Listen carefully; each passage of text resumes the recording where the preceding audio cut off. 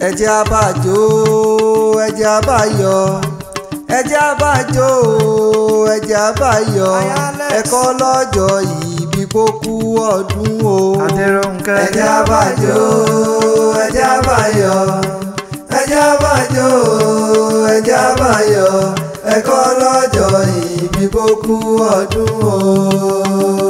M.C Blessiner. Gbàbí mọ́ gbàbẹ̀ mọ́ gbàbí ibi tó bá wù mí ni mo lè gbóhùn mi gbà bọ́ bá jẹ́ ti ká péde tó dùn. Ojúmọ́ òní tọ́mọ́ o ilé aláyé eré olóríire tí sọjọ́ bí lójúmọ́ mi mọ́.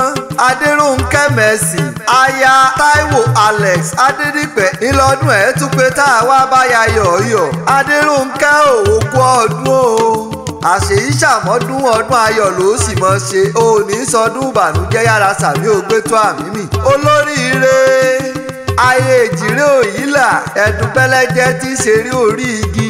Mercy mọ́ ẹ̀dá gọ̀jọ̀gọ̀jọ̀ agbami ayé òní gbé ọlọ yára sàmí ògbétó àmì mi. Gbogbo ọjọ́ kejìdínlógún nínú oṣù kẹsàn-án ilà àyájọ́ orí kádùn rẹ tọdún èyí tún pé àwa bá ọyìn bàbá òkè. Mercy mọ́ dúpẹ́ o máa dúpẹ́ lọ́wọ́ Olódùmarè ọba tó tún pa ọmọ fún wa. Ìyá Fisáyọ̀ mi o ìyá Olúwa fìfẹ́ hàn sí mi ó ti ṣòwò kalẹ̀ kó rèrè jẹ́sì lókun. Ikú ò ní já wọn gbà lọ́ọ̀ rẹ àìsàn ò ní gbà wọ́n lọ́ọ̀ rẹ lágbára lọ́ọ̀ bàbá òkè. Orógbá jẹ́ kó o gbó kọ́ ọ tọkọ ọpẹ́ nílé ayé kọ́ ọ tágbàlagbà ṣe ọ tẹ̀lẹ̀ ìgbẹ́ ò ní tẹ́jú lẹ̀ mọ́lẹ̀. Ọ̀yá o jẹ́ àṣẹ pápápá kágbàlú bàbá rẹ tó bí ọlọ́mọ lọ. Ìṣẹ̀ Èkìtì ebi nílùú bàbá tó bí ọlọ́mọ gangan lẹ́ o. Ọmọ akínú àjùṣe o ọmọ akín ìjẹfọn ni wọ́n pò kí bàbá rẹ. Ugbó kakọkànká tó dé sẹ̀nà pè nígbó àjẹ́. Àdàbàlù kò sí lọ́bà lọ́dà odò ọ̀hún lọ́jọ́ sí.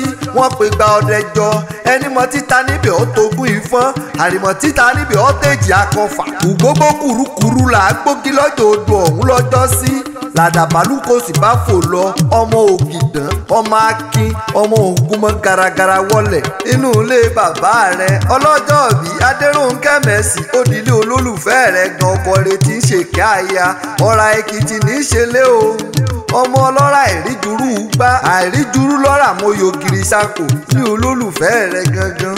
Aderonke Mercy o aya Alex ikú òní kájú pa ọ́ ní rèwerèwe yára sàmí kó o gbé tó àmì mi. Happy birthday to you na olólùfẹ́ rẹ Alex ọmọ Adédìpẹ̀ ló pé o ti sọdún èyí náà orí ajẹ́ kó o ṣe púpọ̀ lókè pẹ̀.